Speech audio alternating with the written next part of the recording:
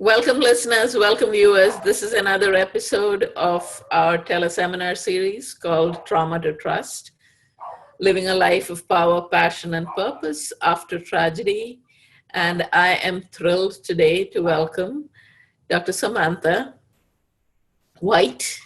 And before she tells us about what she does and her book, which is an amazing book, I want to uh, do what we do normally for every interview, which is for both of us together to set the intention that the conversation that we have today takes those who are listening and those who are watching to exactly the space they need to get to in their healing journey. So having set that intention, Samantha, I typically would read out a bio of my expert, but I think you have such a wealth of experience that I thought it would be best to let you tell us a little bit about yourself, and then we'll go into the questions for the interview. Okay. Hello, I'm very happy to be addressing those of you who are watching. My name is Samantha White, and I'm a clinical social worker with an unusual background. I didn't come to social work until late in life, and it was the events of my life that brought me to this place. And I will be very happy to answer questions. And you also have a book that you... Yes. Yes. I wrote a book which describes the part of my life in which I found my direction and pursued it. And it's called Someone to Talk to: Finding Peace, Purpose, and Joy After Tragedy and Loss. And the subtitle is A Recipe for Healing from Trauma and Grief. It's a long title, but the book covers all those things.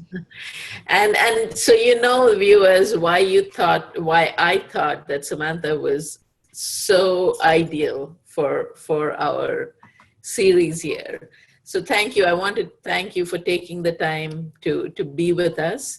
I'm happy to. So my viewers and listeners know by now that I start always with the question of your journey. Tell us about you, about your journey, and particularly in this instance, about your journey from trauma to trust and living a life of passion after tragedy. I would like to start the story by telling you how I tumbled into the deep, dark hole of tragedy. Shortly after my divorce, I met and fell in love with a new man. And I was enjoying the relationship very much. And after we had been dating for a year, he proposed marriage to me. But I was still reeling from the divorce and all the things that had led up to it. It had been a long marriage and one I was very invested in, and I wasn't ready for a new commitment. So I asked him for time in which to decide, and he agreed to that. And for the next year, we behaved like a couple who were planning to marry. We looked at new houses and houses for sale and talked about where we would want to live. And we measured each other's ring fingers and talked about whether I would change my last name to his or we'd combine our last names. And then I was just at the point where I was ready to say yes when I found out that the proposal had been a sham, that he was in a committed relationship with another woman and had been using me to cheat on her for 2 years. And I was really reeling from this revelation when my daughter was killed. Oh. And I fell apart. I just totally collapsed. I couldn't function. I was numb. I couldn't think. My brain quit on me. I couldn't remember anything. I got lost in my own neighborhood. I felt as though I had been brain damaged, and I was frightened because I didn't know whether it was a permanent state or something I would come out of. And while I was in that state, bumbling and wondering, I came across the conclusions of a research study that said that victims of trauma, and I was a victim of trauma, Yeah. um, fell into three categories of roughly equal size. About a third of trauma survivors, it said, don't recover. They're never the same again. Another third resume their previous level of activity after a while. The third group says that they went beyond, that they grew from the experience of tragedy and trauma and achieved more than they would have if that had not happened. Yeah. And I set the intention right then and there. I wanted to end up in that third group. That was my intention. So I did a lot of research into myself, into the world around me, and I decided that I wanted to become a clinical social worker, treating people who had suffered trauma and loss. That involved going back to graduate school while working full-time. I was 52 when I returned to school, 55 when I graduated. It took another 4 years for me to pass all the exams and qualify for the license that would allow me to practice independently. And I hung in there and I did all that. And I opened my first practice, my first office, on the 10-year anniversary to the day of my daughter's death. So it took me those 10 years to achieve that goal. And I did it to honor her memory and to not waste the pain. I didn't want to waste the pain of her death, her loss, my pain. It had to be put to use, or it just would have been another crime.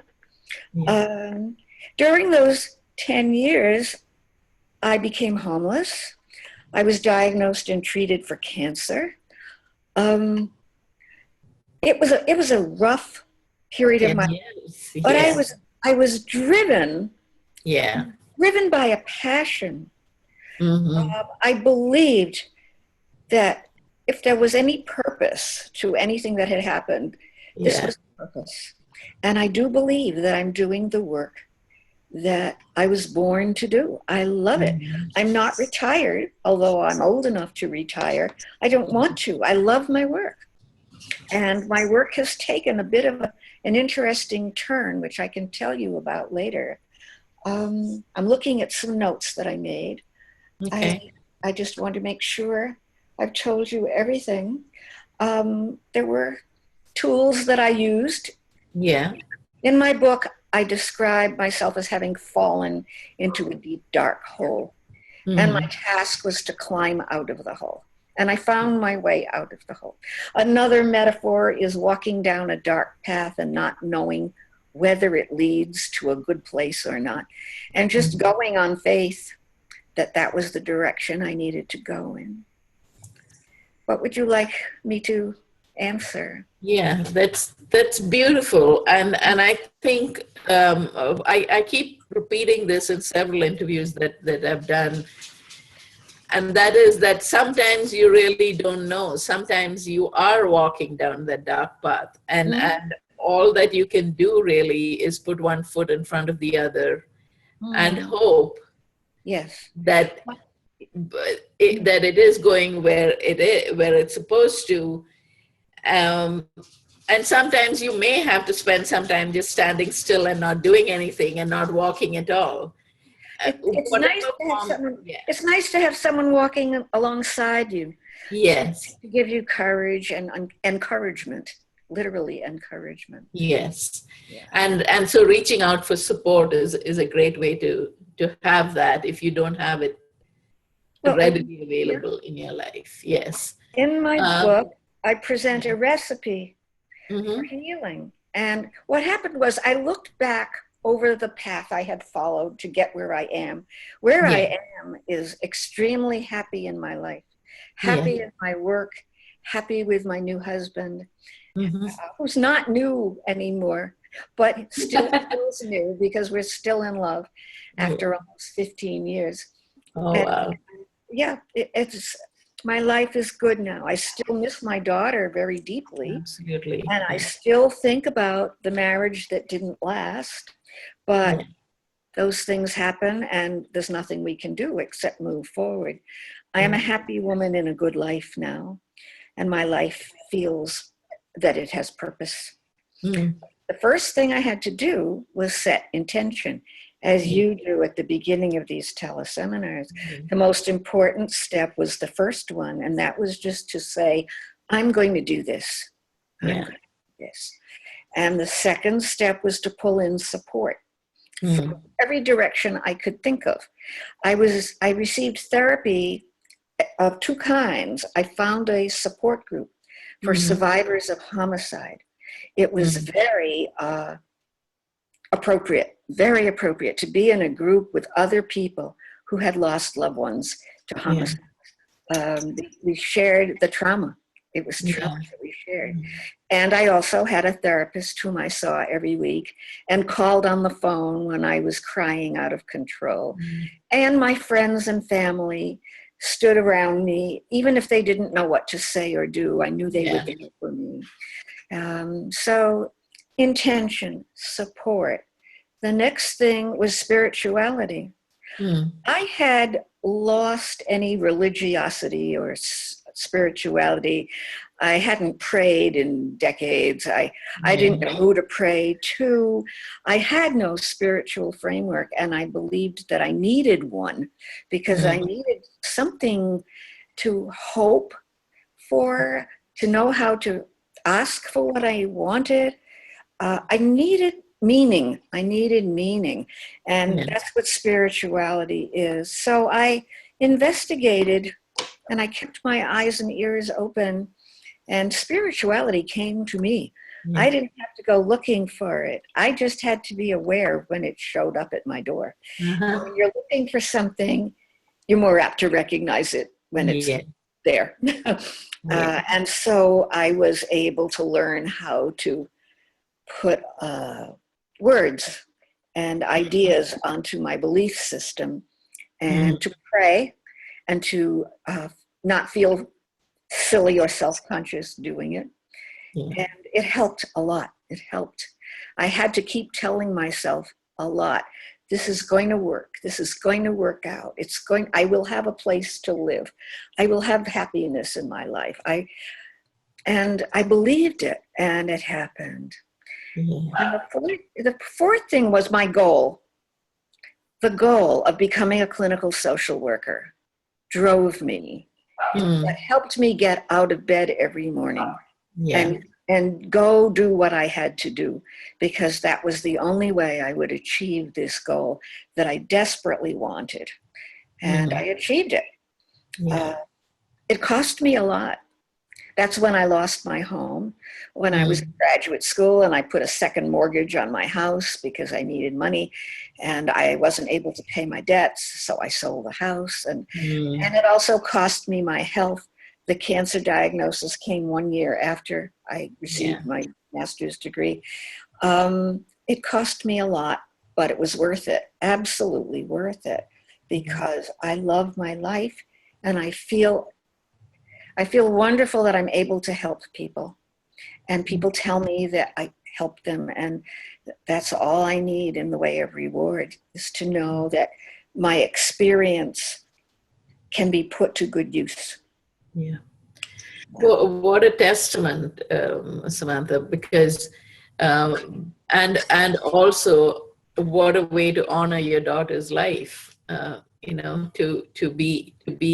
To have that come out of that tragedy, and Mhm. for you to be there to hold other people when they're going through similar things. It's similar Um, to what she would have done. She was a yeah, gentle person. She liked yeah, to help people. She yeah. liked to help animals. She was gentle and helpful to everyone. And it's in that spirit that I do this work. It's beautiful. Thank you. Um, so what? So when you're working with clients now, Yes. do you teach these same tools? What are the tools that you teach to them? And I'd also like to explore a little bit about your spirituality and what you call spirituality and what practices you have as Oh, part of your spiritual practice. okay. I do use the tools, but I don't tell them that I'm using the tools. That is, I'll work on them one at a time. Yeah. If a client comes to me for help, that Yeah. is an expression of intention. And Yes. I can say to the client, you've already taken the first step. You've Yeah. decided you want to feel better and make your life more positive. So you're on your way. Hmm. And the second step, support, you've also reached out to Yes. me for Yeah. support.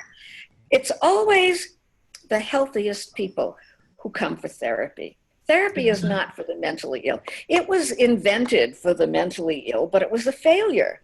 Therapy Mhm. doesn't work for the mentally ill, medication does. Yeah. But we discovered that therapy is very good for healthy people who want to improve the quality of their life. Yeah. So it's the healthy people who come to me and say, I want to improve the quality of my life. What do I have to do? They Yeah. take responsibility for that. And Mhm. so I love my clients because they've already indicated that they want to feel better than they do. Yeah. Yeah, and my spirituality, I don't want to alienate anybody with my Yeah. spirituality. It's not religious, Mhm. although I do feel comfortable in a house of worship of Yeah. any faith whatsoever, because I think that my beliefs fit into every religion that's Oh, ever yeah. been developed. Um, I believe that the divine resides in each of us, that we Yes. each have a spark of the divine in us. And it's that part of us that wants to do good, be good, that part of us that loves other people and does good works. And I think that we as humanity create a network of good hearts. Mm. And we are the net that catches people who fall and Yes. need to be saved. You know, I used to wish I could live close to all the people I knew who Mm. had spirituality in them. But I realized that by spreading out, we are of more value to people who Yes. are looking for help. So I accept the fact that many of my very spiritual friends live 100 or 1,000 miles away from me because we're all part of the network. There is, oh gosh, Indra's net. There, in Oriental philosophy, I think there is the concept of Indra's net. Have you heard of that? Yeah. Yeah. And it is a net in which every junction contains a spark of the divine. I Yeah. think we are the net. All of us who care Yeah. form the net. And we're here to help people who need help. So I'm Mm. proud to be part of that net. And um, I think that God is wherever I am. Absolutely. Yes. Okay. And God to me is not a guy in the sky. Mm-hmm. Actually, I became an atheist when I was only, gosh, I don't know, 18, 19 years old. And I flew for the first time in a jet plane. And I was still young and naive. And it was my Yeah. first time above the clouds. And it was beautiful. And I could see why ancient people would have thought that God lived above the clouds because it's Yeah. a gorgeous place. Yeah. But there was no guy in the sky as far as I could see. So I Yes. figured that proves it. There is no God. So when I say God, I don't mean a guy in the sky. Uh, Yeah. I mean something that is all around us and inside us. Yeah. And it's all positive. Mm-hmm. It's love. It's caring. It's good. Mhm. What kind of a dog do you have? I hear him in the background. Yeah, she's outside. I've put her outside Yeah. because I don't want her to be barking, but I think the barking is being recorded anyway. Yes, So, yes, it is. But it's I love dogs, yeah, and that's she's a little Jack Russell. She's my daughter's dog actually, but my daughter lives in New York, so Mhm. in an apartment, so she can't take her Yes, with her. yeah.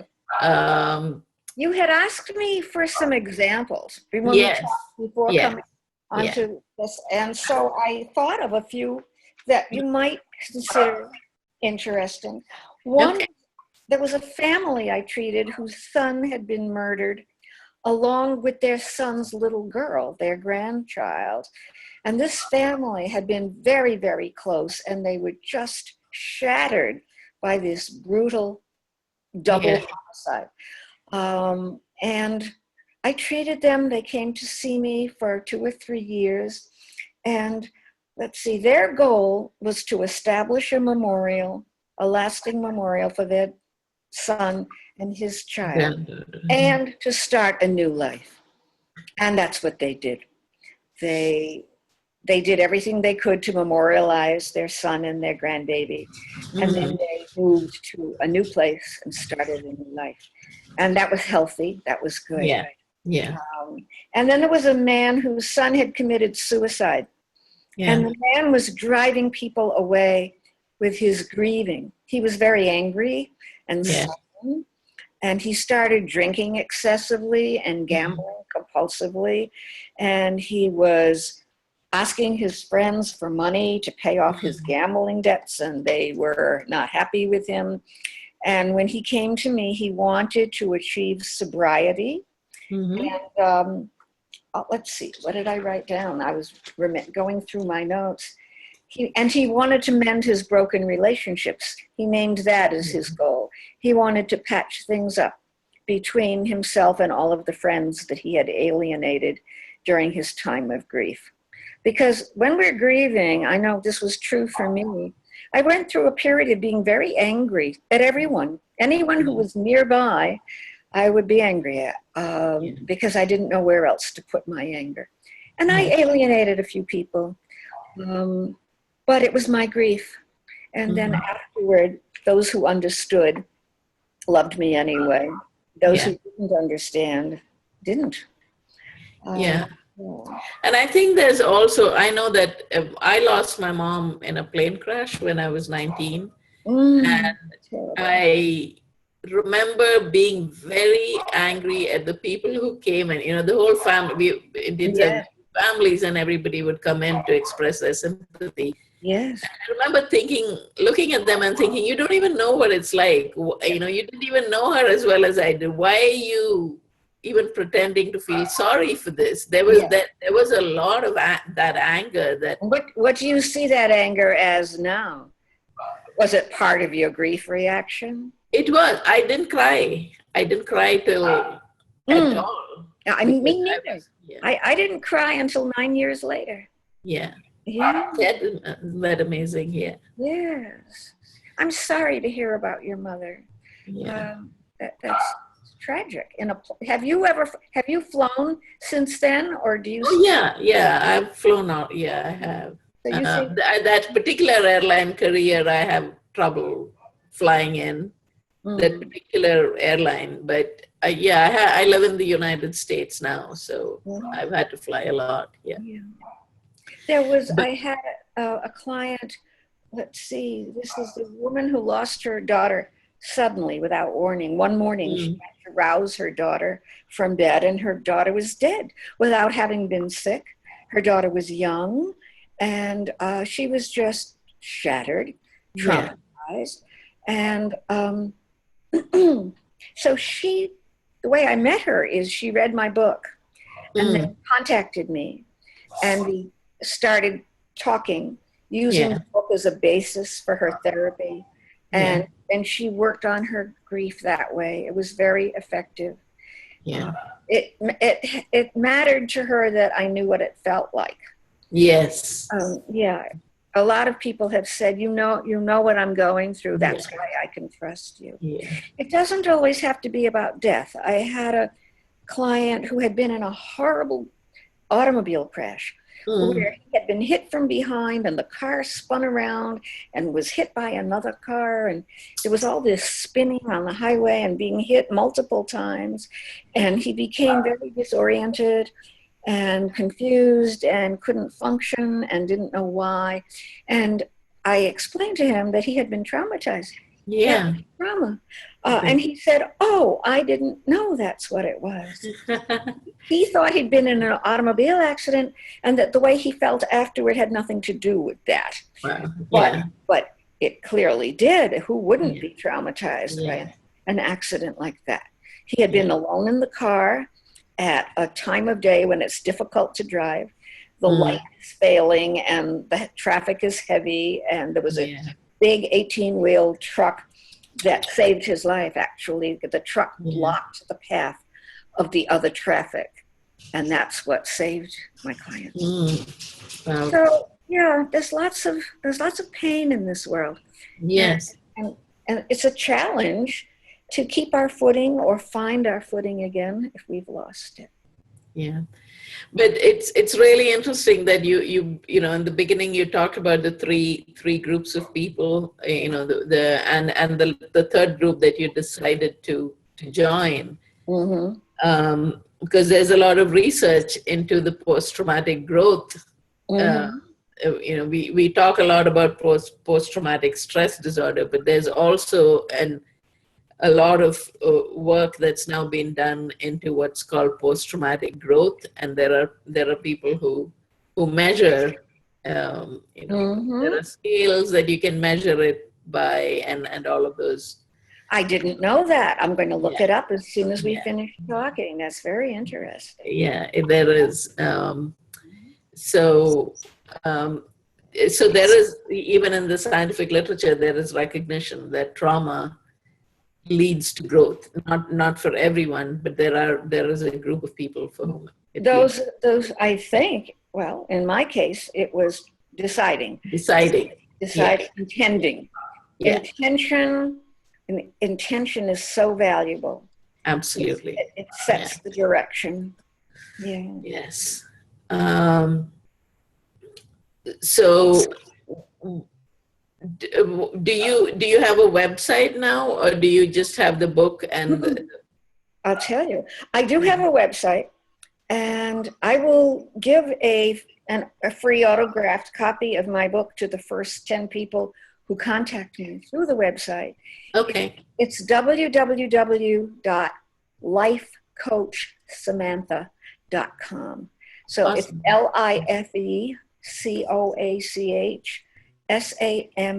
LifeCoachSamantha, all run together as one word, .com. And, Okay, and yeah. the They'll have contact. the link in the email that goes out, and it'll also be part of the Facebook group files. So Oh, they'll have, good. yeah. And so they can get my book to look at. And some therapists recommend the book to their clients, and Mm, that's always very gratifying. yeah. On Amazon, you can read reviews of the book, and it's had a 5-star review since the day it was published. And it also won an award that I'm very honored to receive, the Nautilus Award, in the category of grieving, death, and dying. Although I don't see the book as being about death and dying, to me, the Yeah, book is about growing. It's about absolutely. healing. It's, Yes. yes, Yes. healing. And I And think you said that the last chapter of that, do you have a set of tools that, yes, well, the ingredients, so to speak, of the yeah. recipe, the way that came about was when I finished the first draft of the book, I gave it to my editor, and she read it and she said, I like the book. I'd be Mm, happy to work with you on it. And I said, it's all about me, me, me. I feel a little self-conscious writing a book that's all about me. And she said, it's not about you. Don't you know what it's about? And I said, is it about my daughter? And she said, no. I said, I don't know then. What's it about? And she said, the recipe. And I had to think about what she meant. Oh, mm, she means the steps I used to achieve my healing. yes. So yes, the last section of the book is called A Recipe for Healing, and it Mm, goes over the intention and support and spirituality and growth and customizing the recipe, because no two people are alike and everybody's needs are different. yes. Yes. Somebody might already have spirituality in place.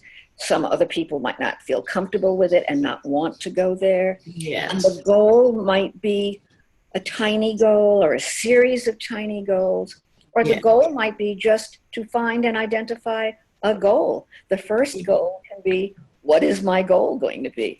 So it needs to be customized, and that's what I do in therapy. Is Hmm. and Yeah. when I first became a therapist, it was a face-to-face thing done in an office. Yeah. I'm doing all my therapy online now, which Oh, wow. it's the Yeah. cutting edge of behavioral Yeah. health medicine. Um, the insurance companies will even reimburse the therapists who see their clients online, which is new. Oh, really? Yeah. Yeah. And so it's good. I love it. I love working online, and Yeah. it makes it convenient and affordable for everybody, for Yeah. me and for the clients. It costs much less for them, and I don't have the overhead of maintaining Yes. a nice looking office if we're working online. Yes. So I encourage people. Some people are timid about talking to a stranger, and they Mhm. prefer texting. They can text, but Oh, they wouldn't want to meet in person and say the same things. So it's good for those people. They can even mhm. use a fake name if they don't want to be Okay. Yeah.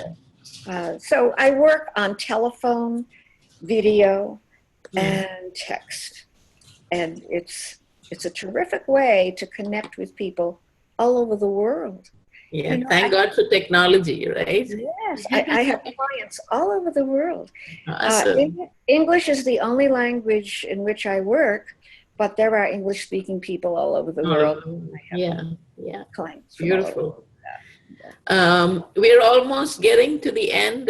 Samantha, did you have anything that you wanted to say that you feel we've not covered in enough No, depth? no, I don't think so. Do you think there are any gaps that need to be filled?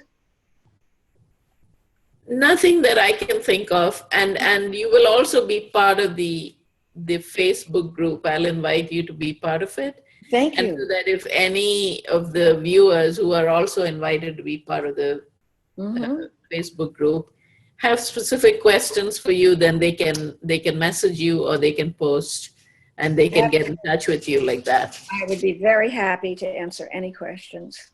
Thank you for Okay. giving me this opportunity. I Thank appreciate it very much. thank you. It's been such a pleasure to get to know you. It's been such an honor. Well, Thank you so I hope much. we'll continue to chat. I Yeah. will. All right. You take care. You too. Bye bye. Bye bye.